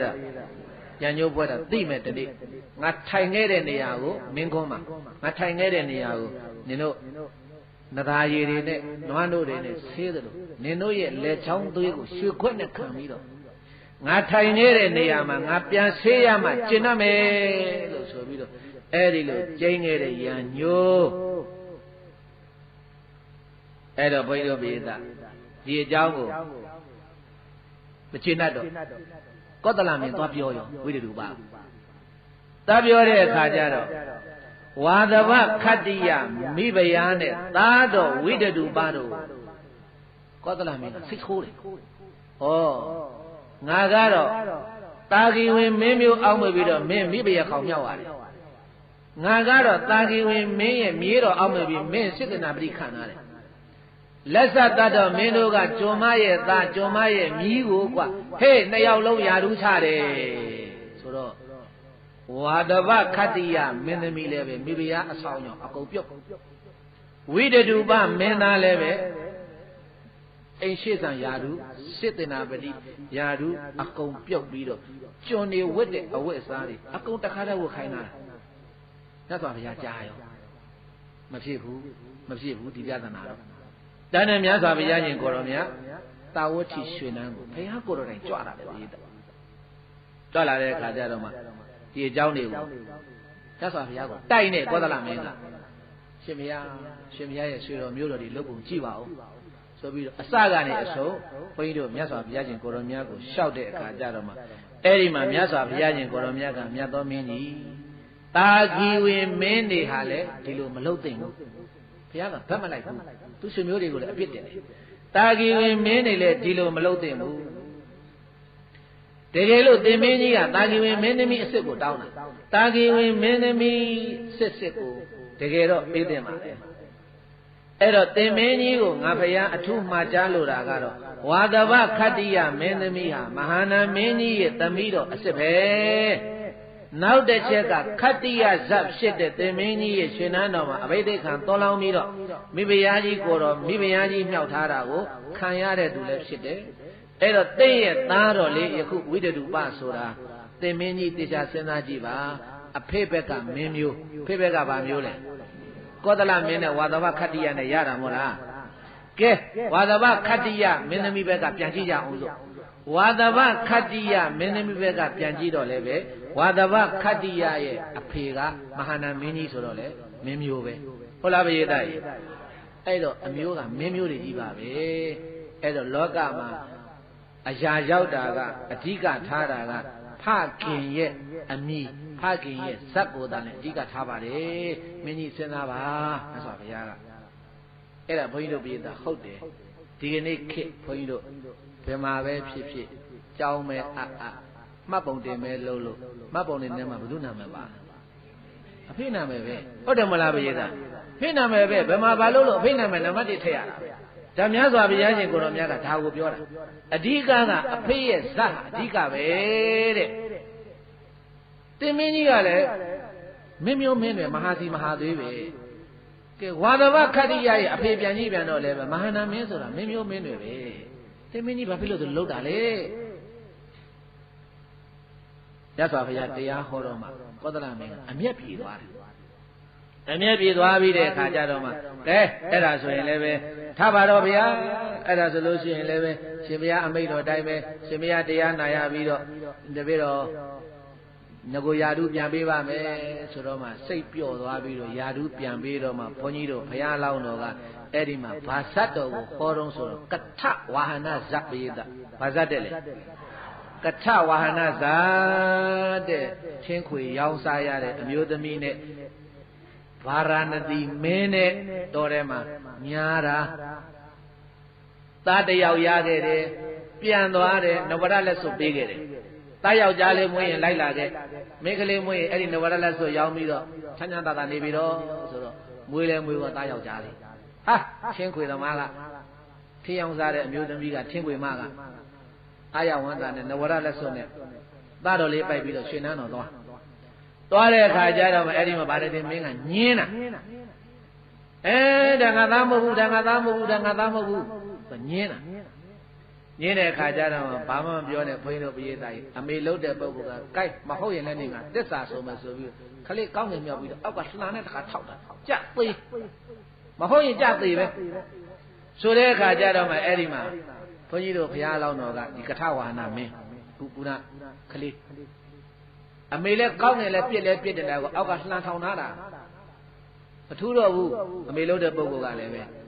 မဟုတ်ရင်လည်းဒီလှံပေါ်ကြပြီးတော့သေပါသေးတည်းဟုတ်ရင်လည်းကောင်းငင်မှာပဲတိပါသေးတည်းဆိုပြီးတော့အမေလို့တဲ့ပုဂ္ဂိုလ်ကတစ္ဆာဆိုပြီးတော့ကောင်းငင်မြောက်တင်ပေးလိုက်တာအဲ့ဒါဘုန်းကြီးတို့ဘုရားလောင်းတော်ကထဝါဟနမင်းသားကအဲ့ဒီကောင်းငင်ကနေပြီးတော့ဗာဒန္တတင်မင်းကိုတရားပြန်ဟောတာ အဲ့ဒီဇတ်တော်ကိုကထဝါဟနာဇတ်တော်အဲ့တော့မှသားတော်ရဲ့လာပါဆိုပြီးတော့အဲ့ဒါဗာရဏသီမင်းကရင်ဝင်နဲ့ထည့်ပြီးတော့အဲ့ဒီကလေးနဲ့ရွှေနန်းတော်မှာအုပ်ချုပ်သွားတယ်ဆိုတဲ့အကြောင်းကိုကထဝါဟနာဇတ်တော်ကိုဘုန်းကြီးတို့ဘုရားရှင်ကိုတော်မြတ်ကပြန်ဟောတာငါဘုရားအလောင်းတော်လည်းပဲအတိတ်ဘဝကတော့ငါချင်းခွေမရသားဖြစ်ဘူးတယ်သို့တော်လည်းပဲသစ္စာစကားကြောင့်ဗာရဏသီရွှေနန်းရဘူးတယ်ဆိုပြီးတော့ကထဝါဟနာဇတ်တော်ကြီးဘုရားပြန်ဟောတော့မှကောသလမင်းကစိတ်ကြေးစိတ်ပြေသွားပြီးတဲ့အခါကျတော့မှသားတော်လည်းငကိုရာထူးပြန်ပေးမိဘရဲ့ခေါင်းကြီးလည်းပဲငကိုရာထူးပြန်ပေးပြီးတော့အဲ့ဒီလိုနဲ့နေလာလိုက်တာဘုန်းကြီးတို့ဘုရားသားရေအဲ့ဒါကိုဘုန်းကြီးတို့ဟောခဲ့ပြီးပါပြီတတိယဝိပဿတော်မှာပါတဲ့အတိုင်းကောသလမင်းဗန္ဓုလကိုသတ်ပြီးတော့အဲ့ဒါဘုရားထံတရားနာသွားဒီဃကာယနာမင်းမြောက်တစား၅ပါးယူပြီးတော့ဝိတ္တုပါကိုပေးအဲ့ဒါကတော့တတိယဝိပဿတော်မှာပါပြီးသားအဲ့တော့ဝိတ္တုပါကသူတို့ပြောဆိုကောသလနန်းမှာရှင်မင်းဖြစ်ကောသလမင်းကြီးကလက်စားတဲ့အမှုနဲ့ရာဇဂိုမျိုးအပြင်တကားဝဇရပြက်ကြီးပေါ်မှာမျိုးသမီးတယောက်နဲ့မြင်းတကောင်နဲ့အနိစ္စရောက်ကောသလမင်းကကိုတိုင်းမိကိုပြန်ပြီးတော့မသေးရပါဘူးဘုန်းကြီးတို့အသာတရှိသွားရင်းနဲ့ရာဇဂိုမျိုးအပြင်ဘက်ကတဲပေါ်မှာပဲအနိစ္စရောက်ခဲ့ရပါတယ်အဲ့တော့ကောသလရဲ့ရွှေနန်းကိုဘသူကရသွားတုံးလို့ဆိုတော့ဝိတ္တုပဘသူရသွားလဲမရတဲ့ဝိတ္တုပရှင်မင်းဖြစ်ကောရှင်မင်းလည်းဖြစ်ကောဘာမှမပြောနဲ့တာဂီဝင်မင်းတွေပေါ်မှာထားတဲ့ရံညိုးကိုစတင်တဲ့စစ်သည်တွေများစွာခေါ်ပြီးတော့ဘုရားတိုက်ကပိလုကိုသွားပြီမင်းမျိုးတွေတတ်မလို့ကပိလုကိုသွားတဲ့အခါကျတော့မှဘုရားရှင်ကိုရောမြတ်ကလည်းတတ္တလောကကိုကြည့်တဲ့အချိန်သွားပြီငါဆွေမျိုးတွေတော့တတ်တော့မှာပဲဆိုပြီးတော့အဲ့ဒါမြတ်စွာဘုရားကဒီကနေပြီးတော့နေဇတ်ကိုကြွတယ်ကပိလုနဲ့ကောသလနေဇတ်ကိုကြွပြီးတော့အဲ့ဒီမှာသစ်ပင်ကြီးနှစ်ပင်ရှိတယ်တဲ့တပင်ကအရေးကျဲတပင်ကအရှိတ်ကောင်းတယ်သစ်ပင်နှစ်ပင်ရှိတဲ့ထဲမှာမြတ်စွာဘုရားကအရေးကျဲတဲ့သစ်ပင်အောက်မှာသတင်းသုံးနေတယ်ဘုရားကအရင်ရောက်နေတာဝိတ္တုပါကလည်းစစ်တပ်ချီပြီးတော့ဒီလောက်တောင်ငါ့ကိုညာထားတာငါတို့ကိုဒုက္ခပေးထားတာပါဂီဝင်မင်းတွေအကုန်တတ်မဲ့ဖယားမျိုးအကုန်လုံးဖြုတ်မယ်ဆိုပြီးတော့စစ်တပ်နဲ့ကိုချီသွားတာအဲ့ဒါမြတ်စွာဘုရားအရေးကျဲတဲ့သစ်ပင်အောက်မှာတပါးတဲ့သတင်းသုံးနေတယ်ဝိတ္တုပါရောက်လာတဲ့အခါကျတော့တွေ့ရောနေဇက်ကူလည်းကူရောဘုရားတွေ့ရောတွေ့တဲ့အခါကျတော့သစ်ပင်ကျဲမှာသာဝတိနေဇက်က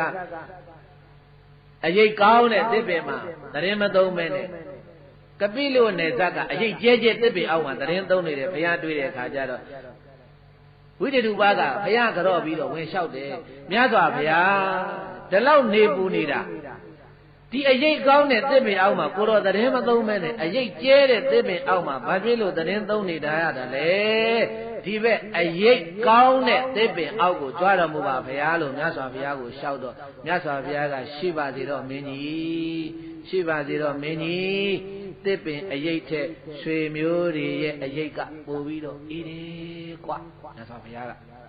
ရွှေမျိုးတွေရဲ့အရေးကပို့ပြီးတော့အေးတယ်လို့အဲ့ဒီစကားပဲမိန့်တော်မူတဲ့ကျန်တာဘာမှမိန့်တော်မမူဘူးဝိတ္တုပါကအရေးကောင်းတဲ့သစ်ပင်အောက်ကိုကြွားဖို့လို့ဘုရားပင်တယ်မြတ်စွာဘုရားကပြောတယ်ရှိပါသေးတော့သစ်ပင်ရိတ်တဲ့ကိုရွှေမျိုးတွေရဲ့အရေးဟာပို့ပြီးတော့အေးချမ်းပါတယ်လို့အဲ့ဒီလိုမိန့်တော်မူလိုက်တော့ဩဝိတ္တုပါကဘုရားရှင်ဟာကိုတော့ဆွေမျိုးတွေကိုစောက်ရှောက်ဖို့လို့ကြွတော်မူလာတာဖြစ်လိမ့်မယ်ကဲမြတ်စွာဘုရားရှိနေတယ်ငါသွားလို့မတော်သေးဘူးဆိုပြီးတော့မြတ်စွာဘုရားကိုရွတ်သေးစွာလက်ဦးချီမို့ရှ िख ိုးလို့ဘုန်းကြီးတို့ပြည်တိုင်းစစ်တပ်ကြီးနောက်ပြန်ဆုတ်သွားတယ်တဲ့ဘုရားတစ်ချိန်ကဲတယ်ဘယ်နှချိန်ကဲတယ်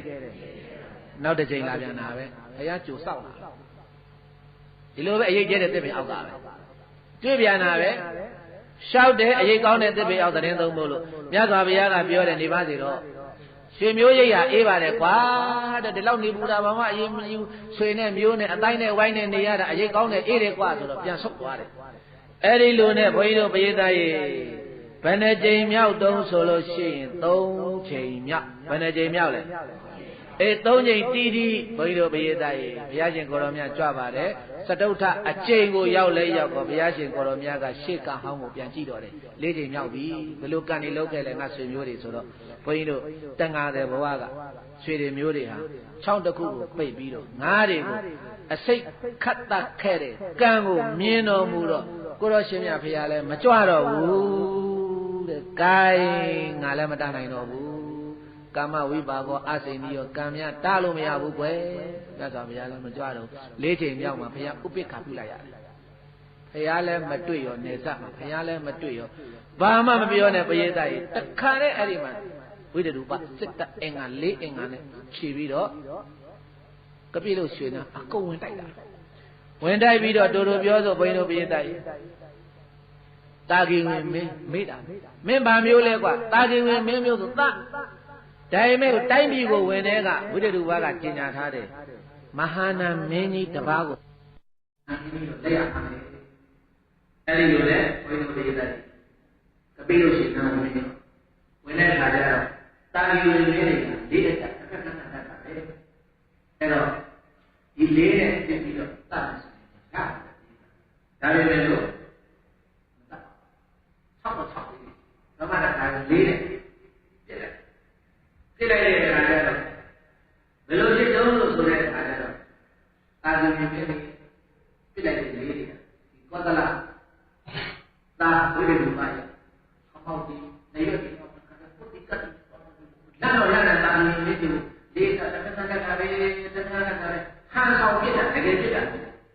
အဲ့တော့နောက်တစ်ချိန်လုံးနေပြစ်တဲ့အခါကျတော့ဒါကမင်းတွေကကြည့်အောင်ပြစ်လို့ရတယ်ပြီးပဲနဲ့ဟန်ဆောင်ပြစ်နေတာဟန်ဆောင်ပြစ်နေတာကငါတို့ကမတတ်တာသိနေပြီအေးတာဂီဝင်နေတိတိကွာဆိုပြီးတော့အဲ့ဒါဝိရူပါဘယ်လိုပြည့်တယ်စစ်တပ်နဲ့ရှင်းပြီးတော့အဲ့ဒီမှာတာဂီဝင်နေအားလုံးကိုတတ်ပါတယ်ကလေးပါမကြအမောလုံးတတ်လေကြောင်းသွေးနဲ့သူနေခဲ့တဲ့မင်းကွန်းခုံလေကြောင်းသွေးနဲ့ဒီစစ်ပါဒီလေးရဲ့အခါကျတော့တို့ပြောဆိုအဲ့ဒီမှာမဟာနာမင်းကြီးကိုလက်ရဖမ်းပြီးတယ်မဟာနာမင်းကြီးကိုလက်ရဖမ်းပြီးတဲ့အခါကျတော့မဟာနာမင်းကြီးကိုဟောဆောင်သွားတယ်တောင်းကြည့်ခေါ်သွားတဲ့အခါကျတော့လက်ခင်းရေကဒီကနေ့တည်းကတွေ့တော့ဝဲရတယ်လို့စိတ်ကလည်းရောက်ပြီဝဲရတယ်လို့စိတ်ကရောက်တဲ့အခါကျတော့ဘိုးတော်နဲ့သူဝဲတော်နဲ့ဟိုက်ဝဲတော်မိသားသတ်ဘာလို့ရှိလို့ဆိုတာဘယ်လိုဖြစ်လဲကြည့်မဟာနာမင်းကြီးသတ်တော့ကြည့်လို့ကျော်မရဲ့သားနဲ့ဘောတော်ကြီးကလည်းနောက်ကိုလာတယ်ဆိုတော့ဘောတော်ကြီးနေပြီဒီမှာနေခွတ်တော့လေဒီတော့လေဘုရားကြီးပါလာတယ်ဒီလိုမျိုးဒီပါလာတယ်ဒီလိုမျိုးအာဘုရားဆိုပါဘုရားဆိုပြီးပါခဲ့ဒီတော့လေဘုရားလေဘုရားကြီးကိုကြရပါလို့ဆိုပြီးအဲ့ဒီမှာရေရှင်းထိုးတာဘယ်လိုရှင်းလဲရေချိုးဖို့ခွတ်တော့တယ်ဘယ်လိုလုပ်လို့ဆိုတော့မဟာနာမင်းကြီးရှင်းတော့ကရှင်းနေကြအောင်လို့ရှိတယ်တပည့်ရှင်းထားတာအဲ့ဒါဘယ်လိုလုပ်လို့ဆိုတော့ဒီနေ့ကိုပုံစံသွားပြီးတော့တပည့်ကိုရှင်းမချားတပည့်ကိုညှပ်ပြီးတော့အောက်နဲ့တပည့်ကိုဝင်းပြီးတော့ရှင်းမချားမှာတပည့်ကရှင်းမှနာမည်တွေအဲ့ဒါရှင်းပြီးတော့သူ့ကိုသူရှင်းမချားနဲ့တပည့်နဲ့ဟတ်ညှပ်ပြီးတော့ဒီအောက်ကိုရှင်းလို့ရှိရင်တက်တော့ဒီ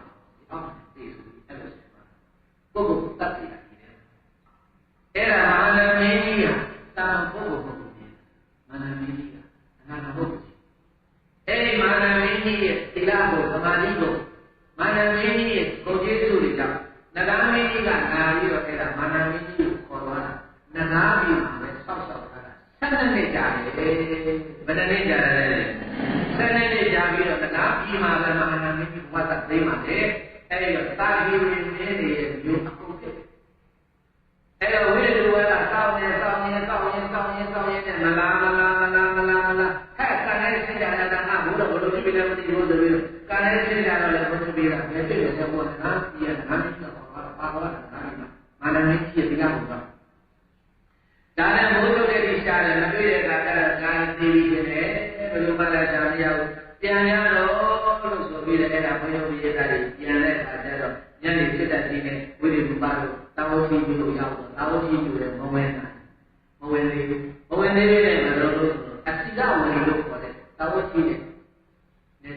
နေကန္နာမှာယာယီကျဲနဲ့ဆောက်ပြီးတော့နေတယ်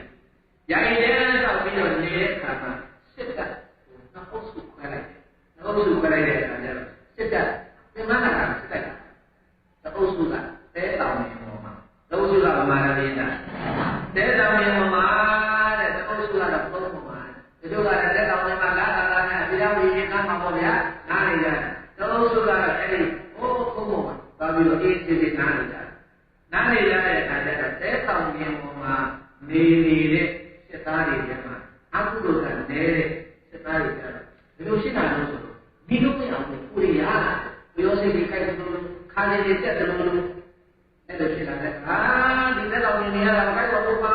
ကိုပေါ်ရှိတာကောင်းတယ်ဆိုပြီးတော့အဲ့ဒါတချို့တော့စစ်သားတွေဘယ်လိုပြေးလိုက်ကိုရှိပါတယ်တချို့တော့စစ်သားတွေကျန်နေတယ်ကျန်နေတဲ့စစ်သားတွေကအကုသိုလ်ကရှိမှတဲ့စစ်သားတွေဝိရဒုမပါပါ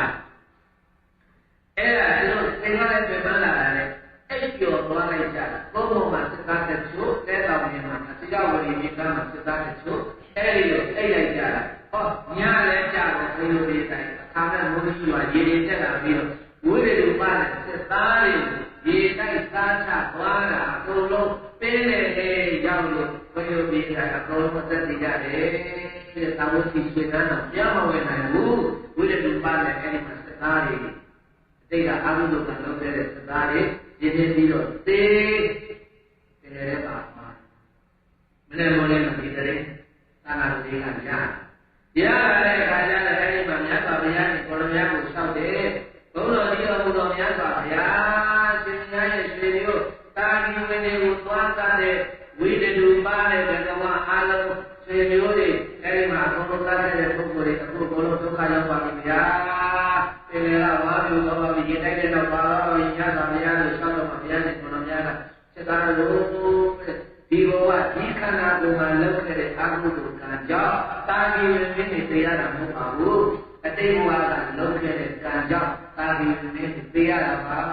ညသာဘုရားရှင်ကိုတော်များပြီးဝိသုဒ္ဓိတဲ့အတိတ်ကကြောင့်ကိုပြန်ဟောတာဘယ်သာကြောင့်ပြန်ဟောလဲအဲ့ဒီဘဝက6နှစ်ခုကိုပြည့်ပြီးတာဂီဝင်ဖြစ်နေတာငါးတယ်လို့သိခါတာတဲ့ကံအဲ့ဒီဉာဏ်မျိုးမှာဖြစ်စဉ်ကာလကငါဘုရားရှင်ကိုတော်မြတ်ကအမြင်နဲ့ဈေးအောင်ပါတဲ့ကာလငါကိုထူတာဘာလို့မိလို့ကောင်းတော့ကြိုင်ခဲ့ရတယ်တန်ဆိုပြီးတော့ဘုရားရှင်ကိုတော်မြတ်ကတာဂီဝင်မင်းမျိုးပြုတ်ပုံနဲ့ကိုတော်ရှင်များကောက်ကြိုက်ပုံကိုနဝမနဲ့ဝိဘတော်မှာဒေနာကာမဝိမာဒေနာဣဒဒုက္ခအဘုမမှာသရိတ္တနာသာရိယိတုယရာနိဝိရဒုဘောဒေဝေလိနာလေးရစေတစိတ္တိကိုဒေနာကာမဝိမာဒေနာတို့အာဟုလို့ကံရဲ့ကျွေးကြောင်းမမဘုရားရှင်ကိုတော်မြတ်အားဒီလာဒုက္ခကောင်းကြိုက်တဲ့အနာရောဂါဒီအခုဖြစ်တဲ့လေယရာရှင်သာ၌ဝိရဒုဘောဝိရဒုပမင်းဒီခဏိသတ္တလေဒီယရာဒုက္ခ၌သဗ္ဗေလုံးစုံသောတတ္တာဇာသာဂီဝေမြေမျိုးတို့၏အင်းင်းတို့တတ်တဲ့လေယရာတို့ဘဂဝါဘုရားကြောင့်ဆိုအောင်နာသူဖြစ်တော်မူသောဘုရားရှင်ကိုရောမြတ်သာအဝဇ္ဇာကရုဏာရှိခံမေတ္တာဖြင့်မိန်ကြားတော်မူလိုက်ပါပေသတည်း